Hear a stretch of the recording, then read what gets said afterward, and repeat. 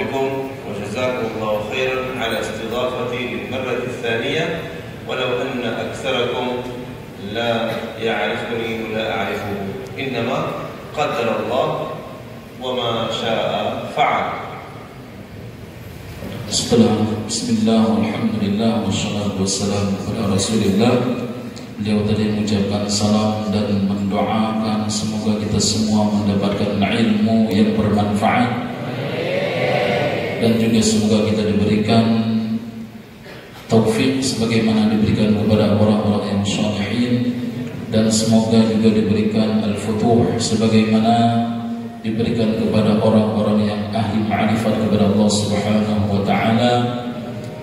Dan beliau tadi mengucapkan rasa ungkapan syukur dan terima kasih kepada pimpinan pesantren Darul Ilmi dan segenap pengajar, guru-guru, para mudarris dan mudarrisah, kepada segenap karyawan yang ikut andil dalam berdirinya dan berlangsungnya pendidikan di pesantren Darul Ilmi ini.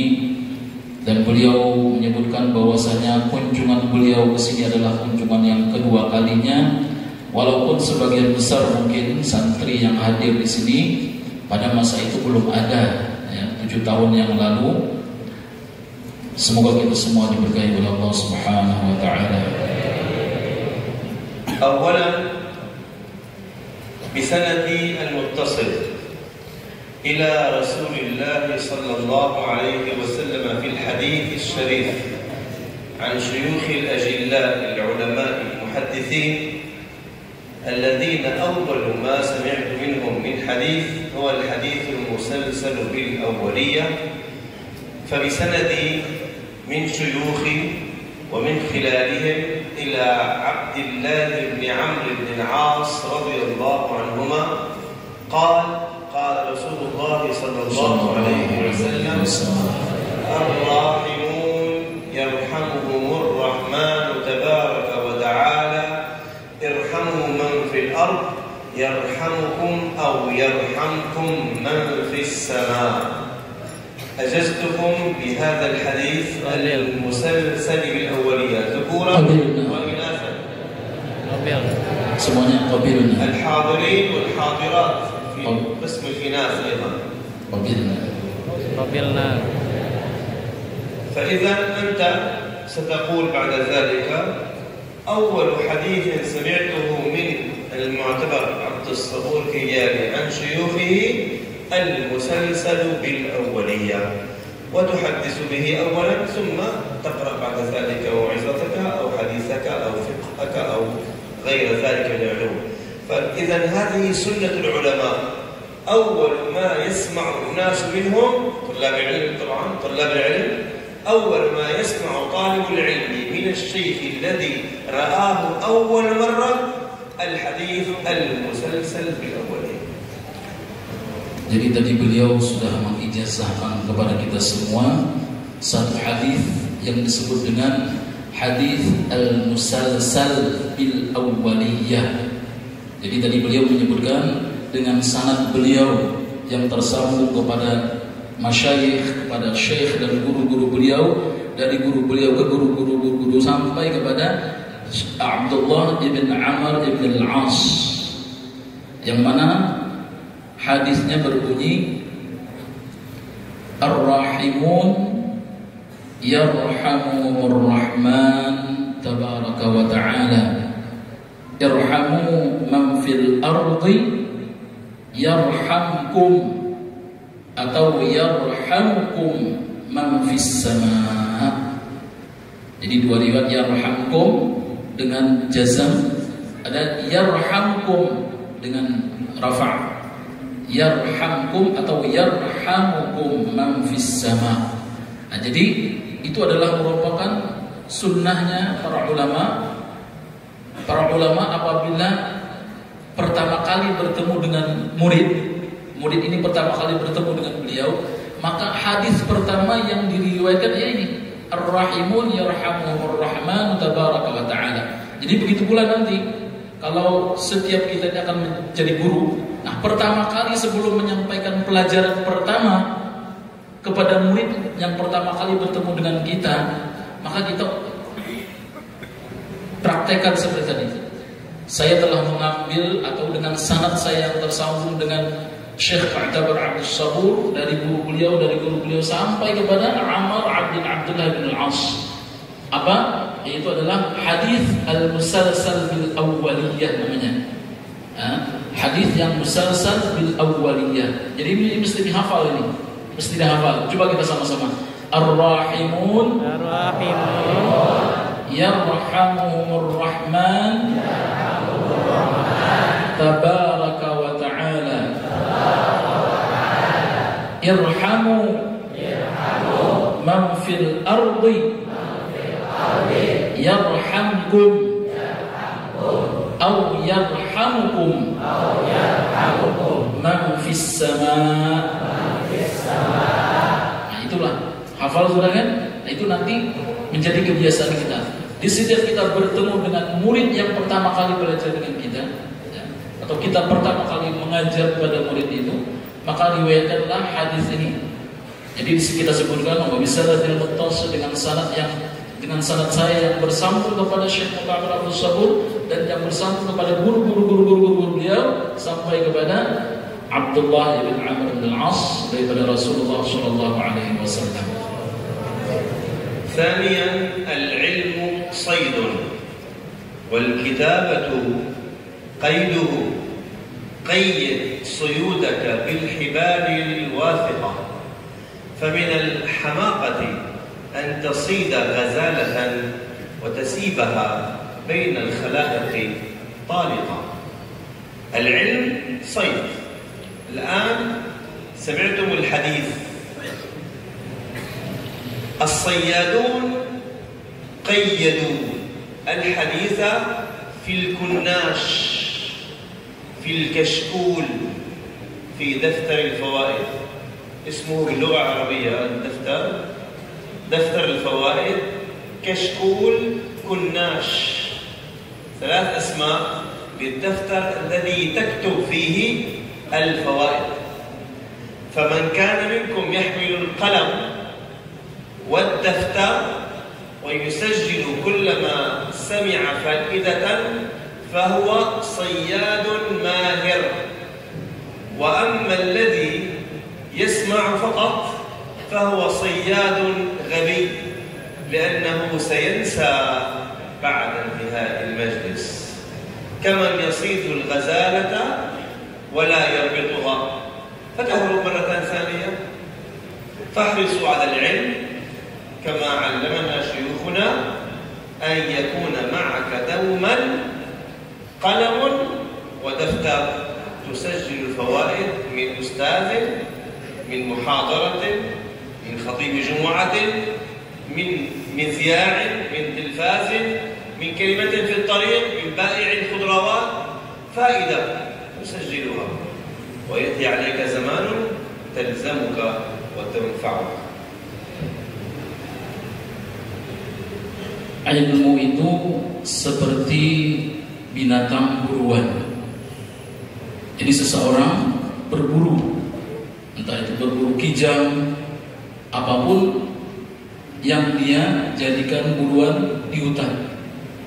Nah, jadi ilmu itu kalau sudah didapat hendaklah diikat. Nah, kita ada berburu kijang di hutan, sudah dapat, tapi dibiarkan begitu saja tidak diikat, maka itu bentuk al-hamaqah kata beliau, bentuk kebodohan. Jadi kalau sudah dapat ilmu maka diikat. Bagaimana cara mengikatnya? Dengan catatan. Nah, jadi ciri pelajar yang betul, ya, pelajar yang betul-betul pelajar yang betul-betul menimba ilmu, dia akan senantiasa membawa pulpen dan catatan kemanapun dia berada. Ya mungkin di sini sebagian bawa pulpen dan catatan, tapi sebagiannya ini masih amatir, belum lagi pelajar, belum masuk ke tingkat pelajar, belum, masih ikut-ikutan. Ya. Ya, istilahnya kalau berburu tadi ada berburu yang sudah ahli, ada yang baru ikut-ikutan berburu. Nah, jadi pelajar yang betul-betul pelajar, penuntut ilmu, penimba ilmu, dia akan senantiasa membawa pulpen dan kertas catatan kemanapun dia, bukan hanya ke madrasah saja, bukan hanya ke sekolah saja, bukan hanya masuk ke dalam kelas atau ke dalam masjid saja, tidak. Kemanapun dia pergi, dia bawa pulpen dan catatan. Pergi ke pasar, padahal pasar itu tempat yang jelek disebutkan, bawa catatan. Ke sungai memancing, kemanapun pergi. Ciri-ciri pelajar yang murni, yang asli itu satu dari antara cirinya adalah dia senantiasa membawa pulpen dan catatan. Karena ilmu dan faidah itu bisa didapatkan dimanapun, bukan hanya di masjid saja, bukan hanya di dalam kelas saja, tetapi di pasar pun kita bisa mendapatkan faidah dan ilmu. Dari orang yang bodoh pun kita bisa mendapatkan ilmu, apalagi bertemu dengan orang yang alim dan pintar. Maka kita bisa mendapatkan ilmu. Oleh karena itu catat, karena catatan itu nanti pada suatu hari akan bermanfaat di masa yang akan datang. Karena tanpa catatan mungkin sepintar apapun kita akan lupa. Tapi kalau sudah dicatat, walaupun lupa akan bisa diulang kembali, bisa dibaca dan dimurajaah kembali. ثالثا انسخ وقابل وإلا ألقي في المزابل. يعني عندما تكتب العبارة والفائدة في هذا المجتمع، عندما ينتهي الدرس اعرض ما كتبته على زميلك، وزميلك يعرض عليك ما كتب، فلعلك أثناء إلقاء المحاضرة سقط منك سهوا حرف أو كلمة، فتستدرك ما سقط منك من زميلك وتصحح وتصوب. أما إذا كتبت على هواك أنقصت أو زودت فإنه في النتيجة كتابتك لا فائدة منها، ولو لم تكتب لكان أولى. لذلك قال انسخ وقابل وإلا ألقي في المزابل، يعني لا فائدة من هذه الكتابة. Nah, setelah kita mencatat tadi, kita kembali murajaah dan bandingkan dengan catatan teman kita. Boleh jadi catatan teman kita lebih lengkap daripada kita. Boleh jadi kita di saat menulis tertinggal satu huruf atau satu kata atau satu kalimat. Satu huruf pun kalau terbuang itu bisa berbeda maknanya. Ya, misalnya penjahit dengan penjahat, padahal tulisannya sama aja, cuma barisnya aja, baris atas, baris bawah. Penjahit dengan penjahat, wah jauh betul itu maknanya. Makanya kita kalau sudah mencatat pun jangan, wah saya sudah mencatat, saya sudah memenuhi persyaratan menjadi pelajar. Itu belum, sudah persyaratan pertama sudah. Tapi setelah itu kata beliau, kembali cek dengan teman kita. Boleh jadi teman kita yang kurang dan kita mendapat pahala dengan melengkapi catatannya. Jadi saling melengkapi. Catatan yang sudah kita catat itu boleh jadi salah dalam memahami dan begitu seterusnya. Karena kata beliau tadi, kalau kadang kita mencatat tapi salah arti, wah itu berbahaya. Itu sudah ya nilainya seperti sampah, ya buang ke tempat sampah aja. Jadi walaupun sudah mencatat, cek betul-betul apakah sudah betul. Jangan nanti yang halal dikatakan haram, yang haram dikatakan halal, hanya karena perbedaan baris penjahit dengan penjahat dan begitu seterusnya.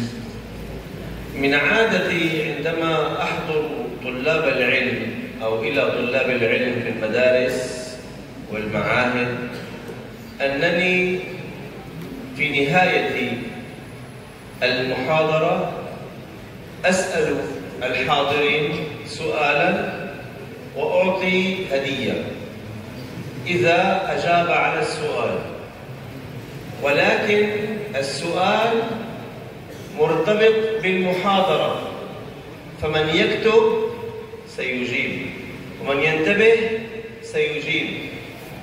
أما الذي ينشغل وينام ويتكلم فلا فائدة من حضوره ولن يأخذ فائدة مالية بهذه المناسبة. فلذلك كونوا منتبهين واكتبوا واحفظوا، فقد أسأل سؤالا وتكسب عليه آلافا من الربيات. Kata beliau, di antara kebiasaan beliau kalau berkumpul seperti ini, kadang akan beliau berikan satu lomba musabaqah. Tapi sebenarnya jawabannya tidak terlalu sulit karena jawabannya ada di dalam apa yang beliau bicarakan tadi. Jadi beliau akan menanyakan nanti siapa yang memperhatikan dan memahami, dia akan mudah menjawab. Nanti di akhir majelis nanti beliau akan berikan pertanyaan, ada hadiah. Jadi jangan dipandang mungkin wah cuma 5.000 atau 50.000, tapi ini dari siapa yang memberi, nah, berkahnya ini. Mungkin nggak tahu saya hadiahnya berapa, entah 5.000, 50.000 atau 5 juta bisa juga. Intinya perhatikan apa yang beliau sampaikan, perhatikan betul-betul, jangan sambil ngobrol, jangan ngantuk, jangan pikirannya kemana-mana, tapi fokus dengarkan dan perhatikan apa yang beliau sampaikan. فائدة اليوم حتى منذ 100 عام أو 200 عام توجد مطابع تطبع الكتب. جاء نابليون بونابرت بالمطبعة إلى مصر وبدأت طباعة الكتب. توجد في مصر المطبعة البابي الحلبي، المطبعة الأميرية، المطبعة السلطانية، وطبعت وجيء إلى لبنان بكتب بمطابع وطبعت، وفي دمشق مطابع وتطبع، وفي حلب مطابع تطبع، في أندونيسيا توجد مطابع وتطبع كتب المدرسية وغيرها. قبل المطابع كيف كانت الكتب تصدر للناس؟ كان يوجد سوق في كل مدينة مثل بغداد ودمشق ومكة ومدينة يسمى سوق الوراقين. سوق الوراقين، الورق، فيسمى سوق الوراقين من كلمة ورق. وهؤلاء في السوق عندهم مكتب ويوجد نساخ. يأتي طالب بكتابه أو الأستاذ بكتابه ويعطيه للنساخ، فيجلسون 10 أو 20 واحد يقرأ والكل يكتبون، فينسخون الكتاب مرة وثنتين. هنا نقول لهم انسخ وقابل، وإلا ألف في المسابق. فلا بد من هذا الناسخ بعد انتهاء نسخ الكتاب أن يعيد قراءة ما كتب على المملي أو على طالب العلم أو على صاحب الكتاب ليتأكد هل الذي كتبه صحيح، ثم يقول له الكتاب جاهز وهات الثمن واذهب بكتابك. إذن الكتابة كانت سابقا في سوق الوراقين عند النساخ بدل المطبعة اليوم المطبعة تطبع، الكمبيوتر يطبع، الحاسوب يطبع، مطابع تطبع كتب كثيرة. سابقا كان سوق الوراقين فيه النساخ ينسخون وتوزع الكتب بين الناس. Jauh beberapa ratus tahun yang silam, belum ada percetakan. Kalau saat ini semua fasilitas dimudahkan dengan adanya fotokopi, percetakan, printer, dengan semudah satu pencetan saja kita sudah mendapatkan satu salinan atau satu kopi dari sebuah kitab. Tapi beda dengan dulu. Nah, ratusan tahun yang lalu sebelum datangnya Napoleon Bonaparte, kata beliau tadi, membawa alat cetak. Nah, sebelum alat cetak ini ada, dulu bagaimana? Kitab-kitab itu ada bagaimana? Ya kan? Cetakan ini mungkin 200 tahun saja baru ada alat-alat cetak seperti saat ini. Baru dalam 200 tahun terakhir ini saja. Nah, sebelum itu Nabi kan sudah berapa? Nabi sudah 1500 tahun yang lalu. Ada hadis, ada Al-Quran, ada kitab-kitab nahwu, syarah, balaghah, mantiq, usul segala macam. Itu 1000 lebih. Padahal alat cetakan ini baru ada sekitar 200 tahun terakhir saja. Nah sebelumnya bagaimana? Nah disitulah kerja keras orang dulu. Mereka menulis dengan tangan. Jadi semua kitab-kitab yang ada saat ini yang kita warisi daripada para ulama sejak dulu itu betul-betul dengan usaha yang keras. Ditulis dengan tangan, bukan dicetak tren selesai. 1 menit 1 buku. 1 hari 1000 buku tercetak atau puluhan ribu buku tercetak. Saat ini mudah. Tapi dulu bagaimana? Nah, para ulama dulu mempelajari, mereka memiliki kitab. Maka kata beliau tadi ada insakh wa qabil wa illa alqi fil mazabil. Jadi insakh wa qabil wa illa alqi fil mazabil. Nah, ini pantun ini. Insakh wa qabil wa illa alqi fil mazabil. Artinya tulis dan bandingkan. Kalau tidak kamu bandingkan, walaupun kamu sudah menulis dengan bersusah payah, dengan penuh kesungguhan, tetapi kamu tidak membandingkan dengan tulisan kawanmu, maka alqi fil mazabil. Artinya buang saja ke tempat sampah. Tidak ada harganya. Kenapa? Karena kalau satu kata saja salah maknanya berubah sudah. Maka dulu ada yang namanya pasar suq al-warraqin, pasar al-warraqin. Al-warraqinnya orang yang tugasnya setiap hari itu menulis di atas kertas. Jadi ada orang yang beli kitab Asy-Syama'il misalnya, atau kitab hadis Bukhari. Bagaimana? Maka ditulis. Bayangkan orang dulu kerja kerasnya dalam melestarikan ilmu ini. Bayangkan menulis kitab Sahih Bukhari bagaimana? Kita saja membaca mungkin dalam ribuan ini mungkin hanya 1-2 orang yang pernah membaca Sahih Bukhari dari awal sampai akhir. Padahal membaca aja mudah kan? Dalam ribuan orang yang ada mungkin hanya 1-2 saja di antara kita yang membaca Sahih Bukhari dari awal sampai akhir. Ini bayangkan orang-orang dulu kalau ingin membeli atau menjual kita itu ditulis dari awal sampai akhir. Namanya suqul warraqin. Jadi ini sebuah bisnis juga sebagian para masyarakat.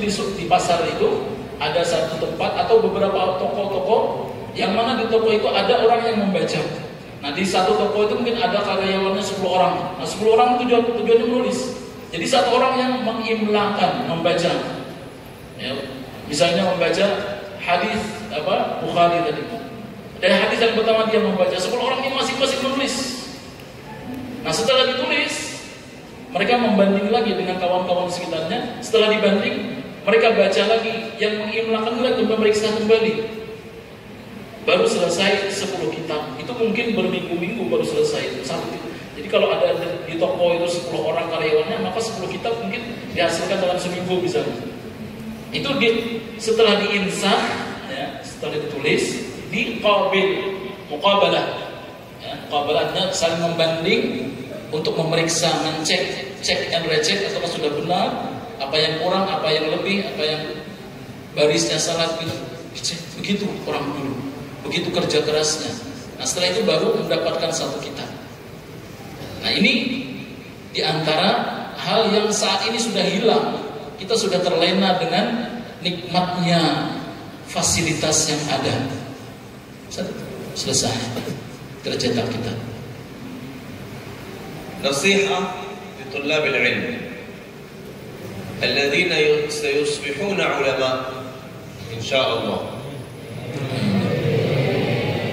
الكتب زاد العالم، الكتب مرجع العالم، الكتب مستند العالم، الكتب طعام وشراب العالم، حياة العالم.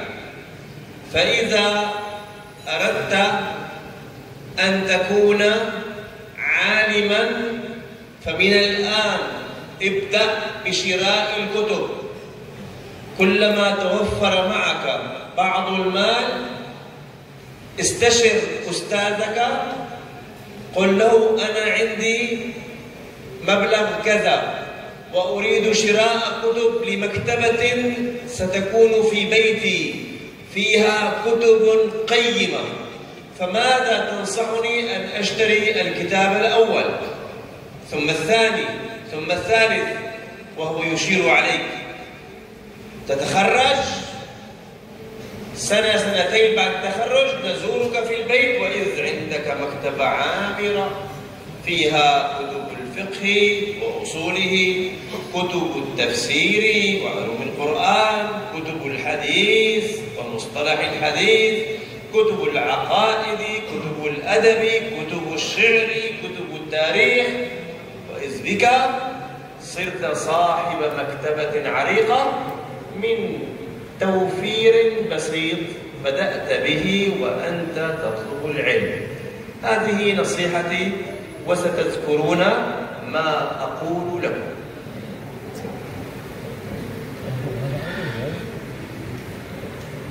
Nasihat kata beliau, dari beliau nasihat kepada para pelajar, para penimba ilmu yang insya Allah akan menjadi orang yang alim nanti di masa hadapan. Kata beliau, hendaklah sedini mungkin kita untuk memiliki kitab agama, karena kitab-kitab inilah yang akan menjadi bekal seorang alim. Orang yang alim itu perlu bekal. Bekalnya apa? Ya kitab. Seorang alim memerlukan rujukan. Apa rujukannya? Ya kitab. Seorang alim memerlukan sandaran dan pegangan. Apa sandaran pegangan? Ya kitab. Nah, oleh karena itu kata beliau, semenjak saat ini usahakan untuk mengoleksi kitab-kitab yang bermanfaat. Kitab yang mungkin harganya 1 juta, tetapi isinya kutubun qayyimah. Di dalamnya ada ilmu yang tiada ternilai harganya. Hanya dengan modal 1 juta, tapi dalam kitab itu berbagai mutiara yang tiada terhingga triliunan harganya. Maka semenjak saat ini kata beliau, walaupun kita ya nabung sehari 500 perak, nah, jadi kalau sudah terkumpul 1 juta, gak usah beli HP baru. HP itu kalau sudah bisa nelpon, sudah bisa WA, walaupun harga 100.000 ya sudah. Ini enggak nabung 10 juta untuk beli HP yang itu, yang ada yang 20 juta itu. Padahal sama saja dengan HP saya yang harga 1 juta. Nah itu kata beliau, sering itu terjadi kesalahan para santri, para penimba ilmu. Kalau sudah terkumpul uang, wah saya sudah punya 1 juta, ada orang saya punya 500.000. Tanya kepada para guru yang memiliki pengalaman, apa kitab yang mesti saya beli, yang bermanfaat, menjadi rujukan dalam ilmu yang saya pelajari. Jadi macam-macam kitab, ada kitab ya fiqh ya dan usul fiqh, kitab tafsir, kitab hadis, ya banyak kitab. Cuma jangan juga sembarangan beli kitab. Kalau terbeli kitab yang sesat ya malah masuk neraka. Maksudnya jadi beli kitab yang betul-betul ditulis oleh para alim ulama, dan itu yang adalah guru-guru kita sini. Tanya mereka apa kitab yang mesti kita beli, ya mungkin musnad atau apa saja, kitab-kitab hadis. Nah itu kita berusaha menabung semenjak saat ini, sehingga walaupun sedikit demi sedikit kita akan memiliki perpustakaan dalam rumah kita. Nah itu sudah satu bentuk keberhasilan dan kesuksesan seorang penimba ilmu untuk menjadi orang yang alim. Soal,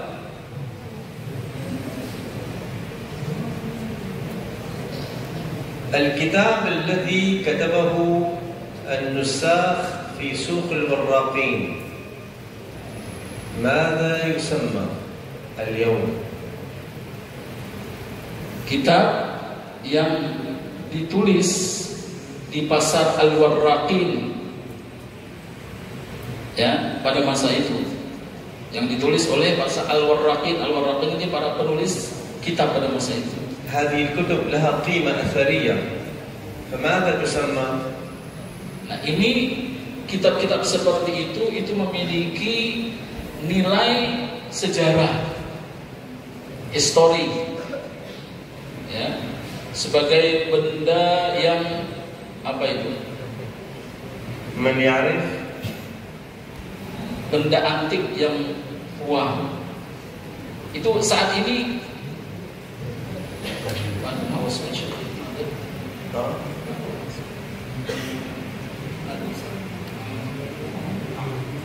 يعني الكتاب الذي كتبه الناس بخط يدهم وصار الآن عندنا، ماذا يسمى هذا الكتاب الذي كتب بخط اليد؟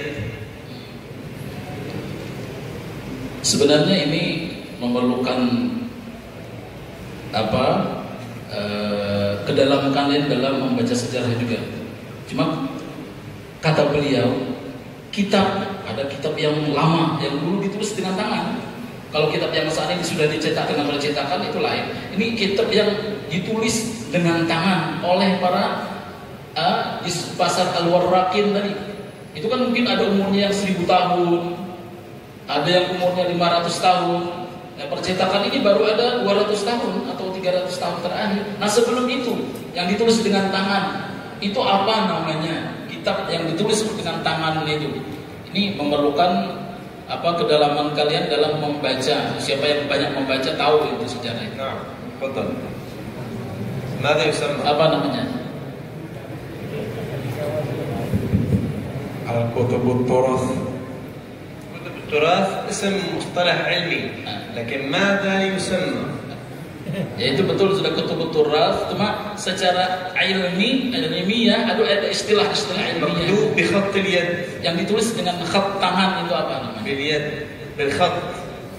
Maktub bil khat. Nah, tertulis dengan khat tangan.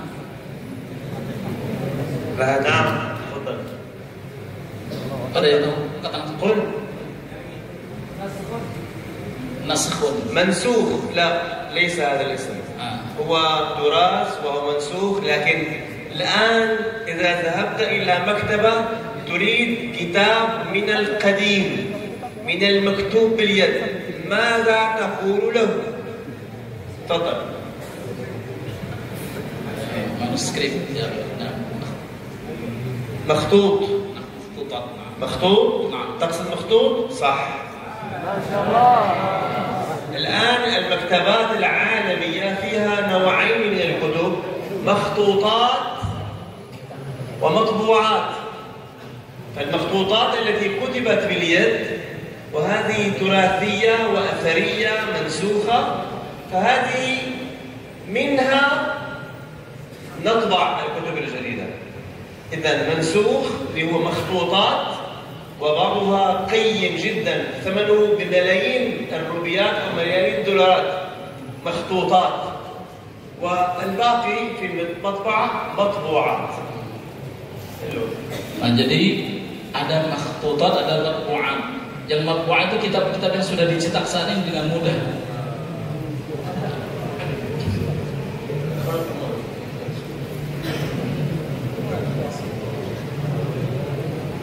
Nah, jadi makhtutat yang merupakan tadi sebenarnya istilah tadi betul juga, cuma itu yang maksud beliau. Kutub al-Turath artinya kitab yang lama, kitab yang qadim. Kaman a'jabani al-jawab, sa'udihi mukafah. Kutub al-Turath juga masuk dalam arti yang syukran. Wa dzalika alladhi qala mansukh nasakh kama ta'ala. Yani huwa fakkara فخرج بهذا الاجتهاد جيد. السؤال الأخير نختم.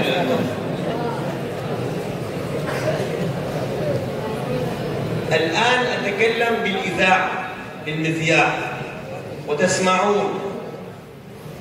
عندما كانت المساجد كبيرة وممتلئة بطلاب الحديث، الإمام مالك يجلس فيقرأ وكل الناس تكتب. كيف كان يصل صوت الإمام مالك إلى آخر المسجد النبوي. لا إذاعة لا توجد. كيف كان كل الحضور يكتبون كلام الإمام مالك أو أي محدث من المحدثين؟ Nah dulu Imam Malik dan Imam hadis seperti Bukhari, yang bisa beliau meriwayatkan hadis itu, yang hadis itu ribuan. Ini berapa jumlahnya? 1000. Ya mungkin dulu hadirnya itu lebih daripada 5000, dan waktu itu tidak ada mikrofon. Itu 1000 tahun yang lalu. Imam Malik, Imam Bukhari, Imam Muslim, yang hadirnya ribuan. Coba saya bicara tanpa mikrofon, ada yang bisa dengar? Kalau tanpa mikrofon, saya tidak ada yang paham. Nah di sana tidak ada yang paham kalau saya tidak menggunakan mikrofon. Sedangkan mikrofon ini baru 100-200 tahun yang ada, 200 tahun terakhir. Nah 1000 tahun yang lalu Imam Malik di saat beliau meriwayatkan hadis, atau Imam Bukhari meriwayatkan hadis yang dihadiri oleh ribuan orang, bagaimana mereka bisa mendengar tanpa ada mikrofon pengeras suara ini? Nah bagaimana mereka bisa mendengar? Dan semua itu ditulis. Di saat Imam Bukhari atau Imam Malik menulis itu, meriwayatkan, semua orang bisa menulis, padahal tidak ada pengeras suara. Nah bagaimana itu bisa? Semua orang yang hadir bisa menulis, tidak ada mikrofon. Apalagi di belakang. Nah bagaimana caranya? Ini perjuangan orang dulu dalam menyebarkan ilmu. Kita ini sudah dimanjakan dengan fasilitas yang ada. Kita ingin bayangkan bagaimana orang dulu menimba ilmu itu. Memang menulis pun bukan seperti pulpen saat ini tulis. Dulu orang satu huruf itu celup ke tinta, tulis satu huruf, dua kalimat celup lagi, itu diraut lagi. Itu bagaimana selesai satu halaman saja itu berjam-jam kalau kita. Padahal kita saat ini nulis dengan mudah, pulpennya ada terus, pena apa tintanya. Nah, orang dulu perjuangannya bagaimana? Soal kaifa.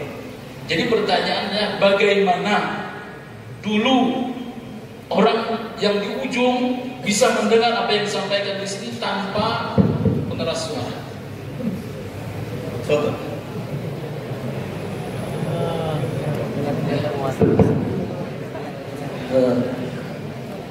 Insaf wa qabil wa illa al-tifil mazabil. Jawab ala ghair soal. Jawabannya tidak kena dengan dimaksud dari soal pertanyaan.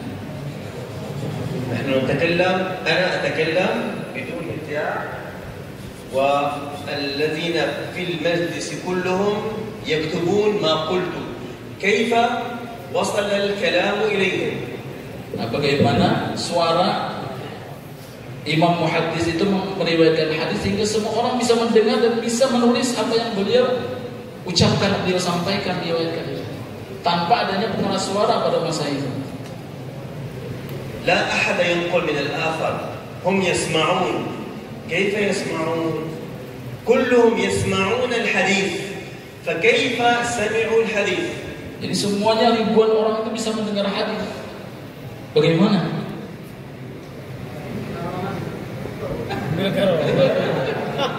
ليس كرامة. في مجلس الإمام أحمد الرفاعي كان يحضر 100,000 وكلهم يسمعون منه كرامة. النساء في البيوت تسمع منه كرامة. الإمام أحمد الرفاعي يعرف ويتكلم، لكن في مجالس الحديث هنالك آلية، هنالك طريقة لإيصال الكلام للجميع بوقت واحد.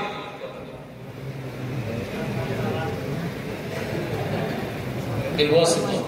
واسطة، ما هي الواسطة؟ Apa perantara? يوجد واسطة، ما هي؟ Ada wasitah, ada perantara. Apa perantaranya apa? كيف الواسطة تكون؟ ما هي الواسطة؟ Bagaimana perantaranya? Bentuknya bagaimana? السؤال فهموه؟ Faham? طيب، عرفت الجواب؟ تفضل.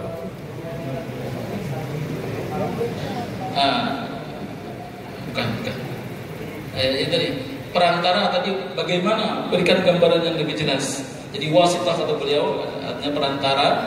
Nah itu bentuknya bagaimana? هذا واسطة لكن كيف كانت الواسطة زمان؟ Jadi perantara pada masa itu gimana?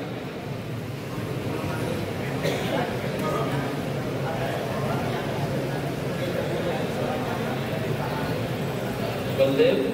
نعم المبلغ.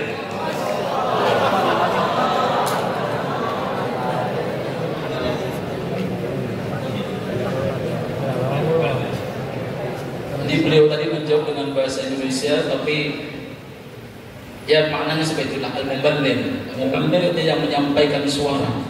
Al-muballigh. وهذه لأنني لم أذكر هذا وعرفتها فلها ضعف.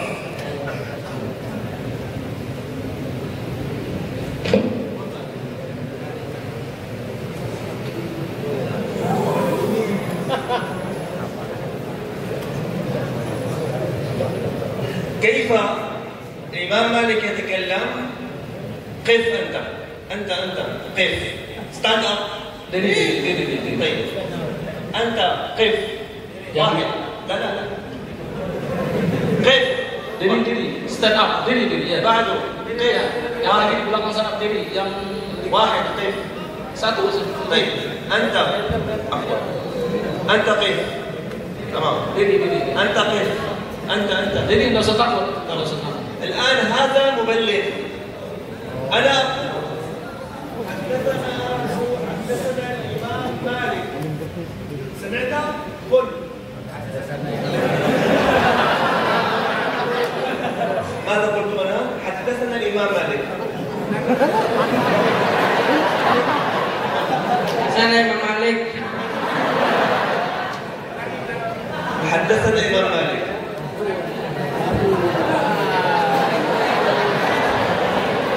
Tarjim. هكذا. Seperti itulah gambarannya. Jadi di saat beliau mengatakan haddatsana Imam Malik, ini mendengar kan? Diucapkan haddatsana Imam Malik itu juga mendengar haddatsana Imam Malik, mendengar. Itu haddatsana Imam Malik, haddatsana Imam Malik. Jadi satu kata sampai ke semua dengan adanya muballigh ini, muballigh. Yani yang menyampaikan suara, yang menyampaikan. هكذا يكون الحديث في المجالس الكبيرة. المبلغ يقف ويسمع وهذا يسمع من هذا ويسمع من هذا كله يقول والطلاب يكتبون الحضور يكتبون. هكذا تكون مجالس الإملاء في الزمن القديم. شكرا لكم. sit down.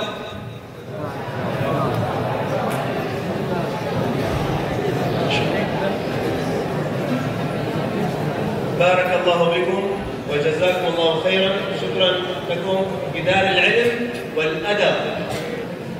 والأدب.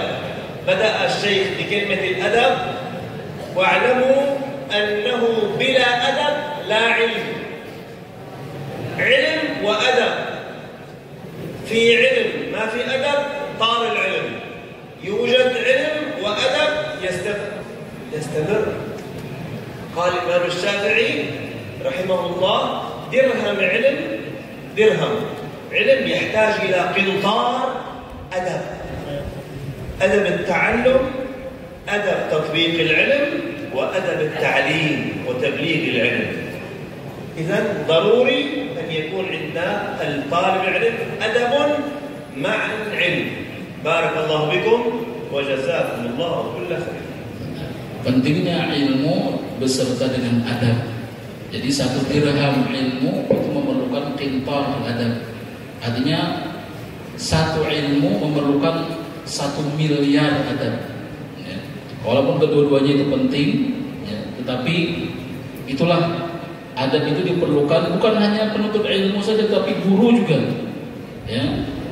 Jadi pelajar dan yang mengajar itu sama-sama memerlukan adab.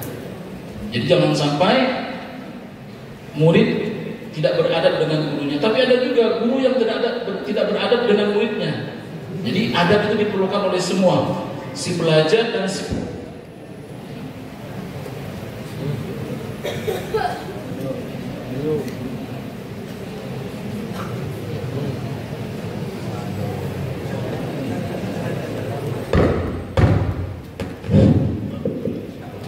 Jadi intinya adab itu sangat diperlukan dari semua sisi dan dari semua pihak. Si pelajar dan si pengajar sama-sama perlu adab, sama-sama mesti beradab. Jadi karena dari semua sisi ini ada yang pelajar beradab, pengajarnya tidak beradab.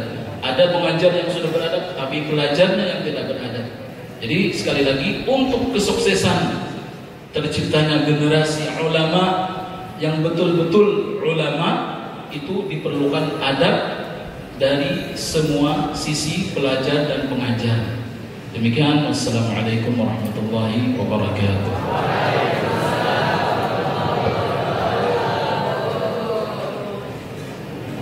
Alhamdulillah. Jazakallahu khairan jazaa ya Sayyidi Habib.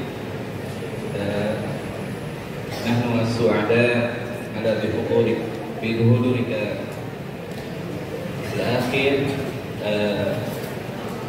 Narju minkum ad-du'a ay yaj'alana ayyuhakallahu ilman nafi'.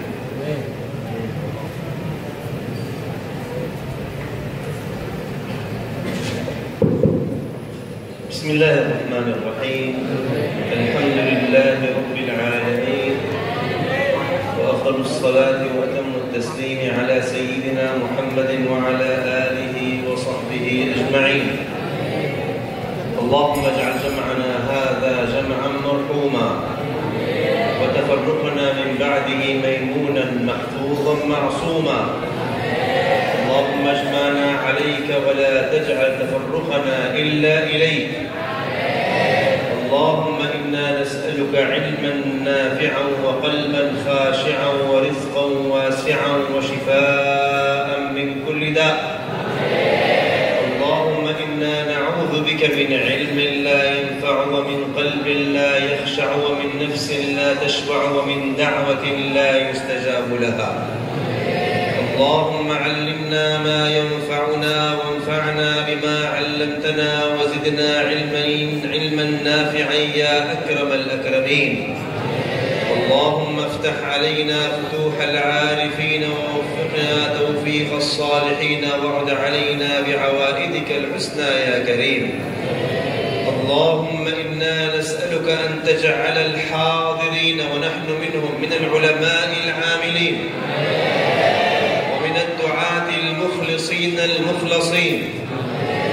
اللهم اجعل الحاضرين والحاضرات المسلمين والمسلمات من العلماء والعالمات بكرمك يا أكرم الأكرمين يا أرحم الراحمين. اللهم انفعنا وانفع بنا الأمة الإسلامية والعالمين. اللهم خرج من هذا المكان الحفظة للقرآن الكريم والمحدثين الكرام الكاتبين الحافظين والفقهاء الأصوليين العالمين المحكمين. اللهم وخرج من هذا المكان وأمثاله القضاة الشرعيين والمفتين والمعلمين. اللهم إنا نسألك أن تجعلنا من الذين رضيت عنهم ورضوا عنك، واجعلنا من خيرة طلاب العلم ومن العلماء يا أكرم الأكرمين. اللهم اجز عنا خيرا شيوخنا الذين علمونا وأساتذتنا الذين ربونا وأدبونا، واجز عنا خيرا آباءنا وأمهاتنا الذين أخذوا بأيدينا إلى طلب العلم الشرعي الشريف. اللهم ارحمنا فإنك بنا راحم، ولا تعذبنا فإنك علينا قادر، وخذ بيدنا إليك ودلنا بك عليك. لا تقطعنا بقواطع الذنوب ولا تحجبنا بقبائح العيوب. يا من عليه العسير يسير، علمك بحالنا يغنيك عن سؤالنا. اللهم فرج عن جميع المسلمين ما أهمهم وأغمهم، فإنك ترى وتعلم ما نزل بهم. اللهم اشف مرضانا وعاف مبتلانا وارحم موتانا وتوفنا مسلمين.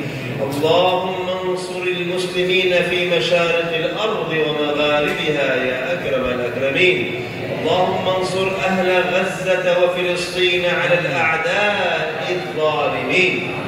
اللهم انصر المسلمين في غزة واجعل لهم فرجا قريبا يا رب العالمين.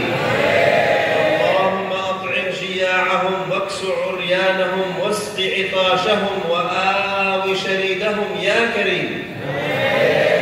اللهم عليك بأعداء الإسلام فإنهم لا يعجزونك. اللهم زلزل الأرض تحت أقدام اليهود والصهاينة والظالمين. اللهم اجعلهم عبرة لمن يعتبر يا جبار السماوات والأرض. اللهم يا من بيده الأمر كله وإليه الأمر كله وهو بالمرصاد، عليك بأعداء الإسلام فإنهم لا يعجزونك. اللهم ارحم أمة سيدنا محمد صلى الله عليه وسلم وارحم بهم. اللهم اغفر لأمة سيدنا محمد صلى الله عليه وسلم واعف عنهم. اللهم اجعل أمة سيدنا محمد أمة منصورة في كل وقت وحين، واحم بلادنا وبلاد المسلمين. اللهم اجعل هذا البلد آمنا مطمئنا وسائر بلاد المسلمين بكرمك يا أكرم الأكرمين.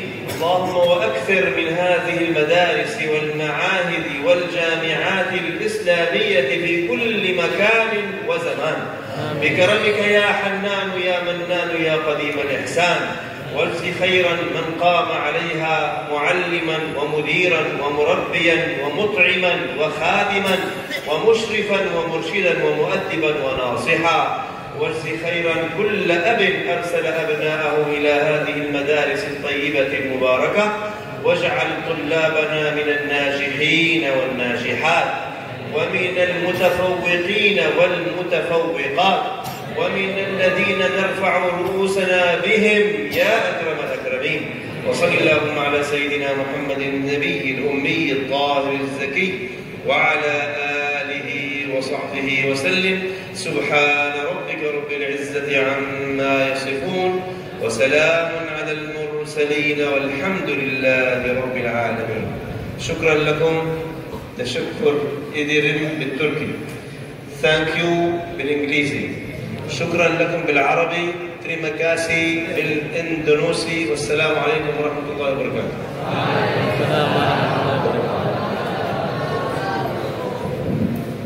Guru-guru semua ke rumah.